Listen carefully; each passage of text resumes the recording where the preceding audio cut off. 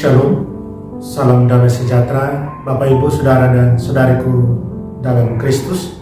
Senang berjumpa kembali dengan Anda dalam permenungan harian Sabda Tuhan, Embun Sabda di hari Minggu Prapaskah yang pertama, tanggal 6 Maret 2022. Semoga Anda dalam keadaan sehat walafiat, tetap semangat, tetap tersenyum, dan tetap berpengharapan pada Tuhan kita Yesus Kristus. Anda selalu dalam lindungan kasih Tuhan. Buat saudara dan saudariku yang sakit, saya berdoa dalam nama Tuhan Yesus, Anda sembuh. Saudara dan saudariku seiman, di hari Minggu Prapaskah yang pertama ini, gereja mengajak kita merenungkan 3 bacaan.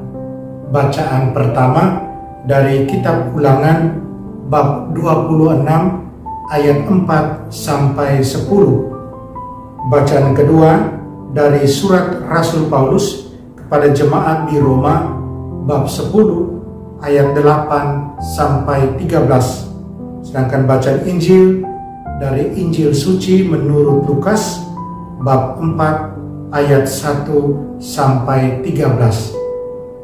Saudara dan saudariku, saya ajak Anda di hari Minggu Prapaskah yang pertama ini merenungkan berpaling dari cobaan untuk berdosa dengan kekuatan Tuhan. Berpaling dari cobaan untuk berdosa dengan kekuatan Tuhan. Mari sebelum kita merenungkannya, kita dengarkan pembacaan dari Injil suci menurut Lukas bab 4 ayat 1 sampai 13. Sekali peristiwa, Yesus yang penuh dengan Roh Kudus kembali dari sungai Yordan, lalu dibawa oleh Roh Kudus ke padang gurun. Di situ ia tinggal 40 hari lamanya dan dicobai iblis. Selama di situ Yesus tidak makan apa-apa, dan sesudah waktu itu ia lapar. Lalu berkatalah iblis kepada Yesus, "Jika engkau anak Allah, suruhlah batu ini menjadi roti." Jawab Yesus kepadanya, "Ada tertulis, manusia hidup bukan dari roti saja." Kemudian iblis membawa Yesus ke suatu tempat yang tinggi, dan dalam sekejap mata ia memperlihatkan kepada Yesus semua kerajaan dunia. Kata iblis kepadanya, "Segala kuasa itu serta kemuliaannya akan kuberikan kepadamu, sebab semuanya itu telah diserahkan kepadaku, dan aku memberikannya kepada siapa saja yang ku kehendaki. Maka kalau engkau menyembah aku, seluruhnya itu akan menjadi milikmu." Tetapi Yesus berkata kepadanya, "Ada tertulis, engkau harus menyembah Tuhan Allahmu, dan hanya kepada Dia sajalah engkau berbakti." Kemudian iblis membawa Yesus ke Yerusalem dan menempatkan Dia di bubungan bait Allah, lalu berkata kepadanya, "Jika engkau anak Allah, jatuhkanlah dirimu dari sini ke bawah, sebab ada tertulis, mengenai engkau Allah akan memerintahkan malaikat-malaikatnya untuk melindungi engkau, dan mereka akan menatang engkau di atas tangannya, supaya kakimu jangan terantuk kepada batu." Yesus menjawab katanya, "Ada firman, jangan engkau mencobai Tuhan Allahmu." Sesudah mengakhiri semua pencobaan itu, iblis mundur dari Yesus dan menunggu waktu yang baik. Demikianlah sabda Tuhan. Terpujilah Kristus. Saudara dan saudariku terkasih dalam Kristus, apakah saya dan Anda siap untuk mengikuti Tuhan Yesus kemanapun Dia ingin memimpin kita, membawa kita? Setelah Yesus dibaptis oleh Yohanes Pembaptis di sungai Yordan, Yesus mengundurkan diri ke padang gurun yang luas. Itu menandakan ada bahaya dari panas terik di siang hari dingin yang ekstrim di malam hari, bahaya dari binatang buas, dan ditambah kekurangan makanan serta minuman. Satu pengalaman buat Yesus yang luar biasa ketika dia menyingkir, mengundurkan diri ke padang gurun. Pertanyaan berikut, mengapa Roh Kudus memimpin Yesus ke tempat yang begitu sepi? Tepat setelah dia diurapi dan dikukuhkan oleh Bapanya sendiri untuk misinya sebagai Mesias dan Juru Selamat. Yesus di sini dia mengikuti pola yang telah Allah tetapkan untuk Musa dan untuk Elia. Musa dan Elia dituntun dalam perjalanan doa dan puasa selama 40 hari untuk bertemu dengan Allah di gunungnya yang kudus. Tuhan menguji Musa dan Elia untuk mempersiapkan mereka bagi misi kedamaian, untuk menyampaikan firman Tuhan, dan untuk memimpin umat Tuhan ke jalan kekudusan dan kebenaran. Jalan yang ditandai oleh kasih Tuhan dan cinta sesama. Sementara Musa dan Elia masing-masing berdoa dan berpuasa di padang gurun Sinai, Tuhan memberi makan dengan firman-Nya yang memberi hidup. Waktu kesendirian mereka dengan Tuhan memungkinkan mereka untuk diperbaharui dalam iman, harapan dan cinta untuk panggilan yang telah Tuhan berikan kepada mereka. Demikian pun dengan Yesus, mengikuti pola yang sama. Yesus pergi ke padang gurun. Dia dibawa oleh Roh Kudus ke sana untuk mempersiapkan diri bagi misi yang dipercayakan kepadanya, dengan menghabiskan 40 hari 40 malam dalam kesendirian dan berdoa kepada Bapanya di surga. Saudara dan saudariku terkasih dalam Kristus, penginjil Lukas memberitahu kita bahwa pada akhir 40 hari Yesus di padang gurun, ada penggoda yang datang mencobai dia. Dan penggoda ini adalah iblis. Dia adalah penipu, bapa segala dusta. Dia yang mencobai Adam dan Hawa di Taman Firdaus. Pertanyaannya, mengapa setan menggoda Yesus di akhir periode puasanya yang panjang itu? Setan tahu bahwa Yesus sedang memulai misi rohaninya, sedang memulai misinya untuk kerajaan Allah. Mungkin setan di sini melihat kesempatan untuk menyerang kemanusiaannya Yesus. Karena Yesus tampak rentan dengan kondisi fisik, emosi yang lemah karena puasa dan perjuangan batin selama 40 hari 40 malam di padang gurun. Setan tidak diragukan lagi berpikir bahwa dia dapat membujuk Yesus untuk memilih jalannya sendiri daripada jalan yang telah dipilih oleh Bapa di surga. Jalan yang membutuhkan penyangkalan diri, kerendahan hati, dan ketaatan pada kehendak Bapa. Yesus harus bergumul dengan pencobaan, terutama pencobaan untuk memilih jalannya sendiri dan mengesampingkan jalan yang dikehendaki Bapa. Pencobaan mendasar yang juga seringkali menghadang kita masing-masing. Jalanku atau jalan Tuhan, kehendakku atau kehendak Tuhan. Saudara dan saudariku, pada pencobaan pertama, setan mencobai hasrat fisik dan rasa lapar Yesus. Yesus tentunya lapar sebagai manusia. Dia tidak makan, tidak minum selama 40 hari 40 malam. Tapi dia berhasil. Dia berhasil karena campur tangan Tuhan. Campur tangan Tuhan yang membuat dia kuat. Membuat dia kuat bertahan dalam pencobaan. Setan berusaha membuat Yesus mengubah batu menjadi roti, baik untuk membuktikan kuasanya atas alam maupun untuk memuaskan rasa lapar pribadinya.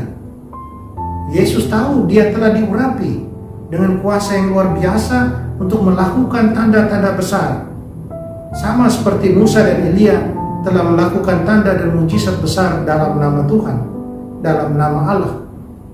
Tetapi Yesus telah memilih untuk berpuasa dan berdoa, untuk mempersiapkan diri untuk misinya yang dipercayakan Bapanya kepadanya. Yesus ingin melakukan kehendak Bapanya, taat pada kehendak Bapanya, meskipun harus mengorbankan pengorbanan yang besar, penderitaan, dan kehilangan nyawanya. Dia haus akan firman Bapanya dan membuat hidupnya bergantung pada apa yang Bapa ingin dia lakukan, daripada apa yang mungkin dia sukai untuk dirinya sendiri. Yesus memilih untuk menggunakan kuasa dan karunia yang diberikan kepadanya untuk melayani Bapanya daripada melayani diri sendiri. Yesus mengalahkan jeratan setan dengan kata-kata kitab suci dari kitab Ulangan, di mana Musa memperingatkan orang-orang Israel untuk tidak pernah melupakan Tuhan atau firman-Nya. Manusia hidup bukan dari roti saja, tetapi dari setiap firman yang keluar dari mulut Allah. Saudara dan saudariku, pencobaan pertama Yesus lalui. Pencobaan kedua, setan mencobai Yesus dengan mempersembahkan kepadanya yang terbaik yang dapat ditawarkan dunia. Kekayaan, hak istimewa, kemuliaan, ketenaran, dan kuasa untuk memerintah atas semua kerajaan dunia.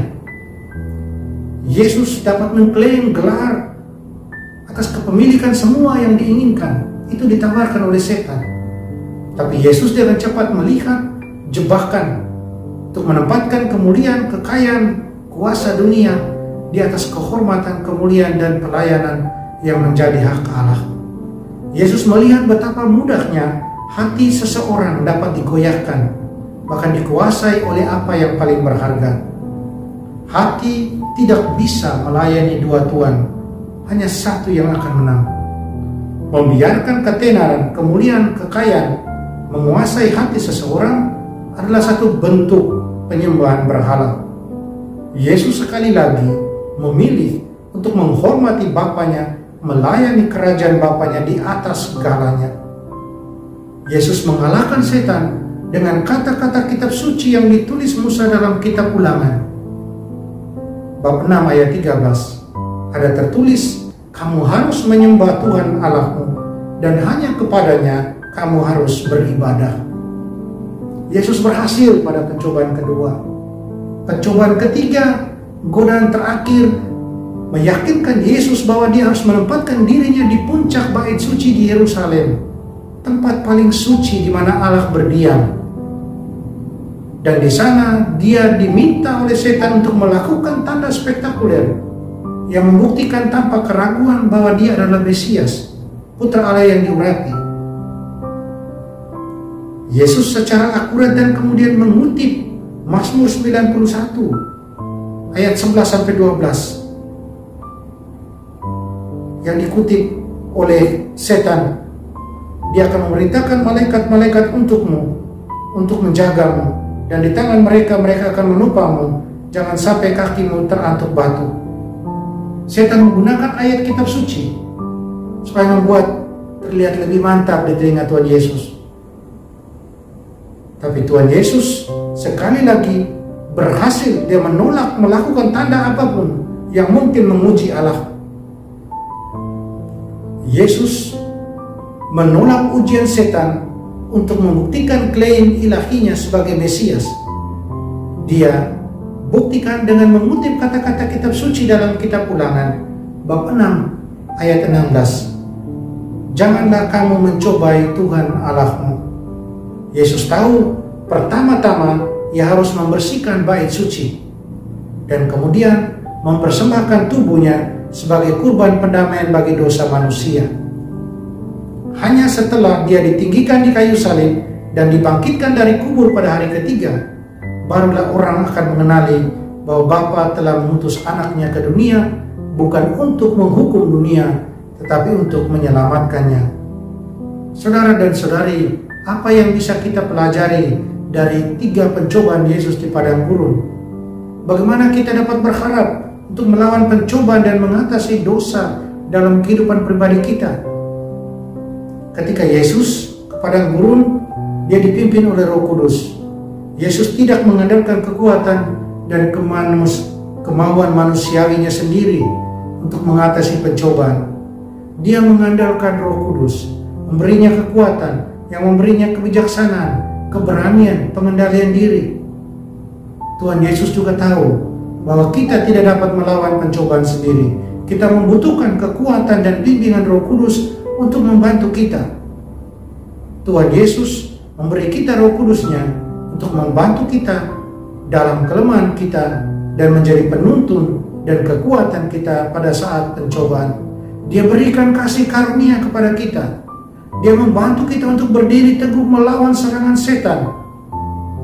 Tuhan Yesus selalu siap mencurahkan Roh-Nya ke atas kita, agar kita memiliki keberanian yang kita butuhkan untuk bertobat dari dosa-dosa kita, untuk berpaling dari kebohongan dan tipu daya setan.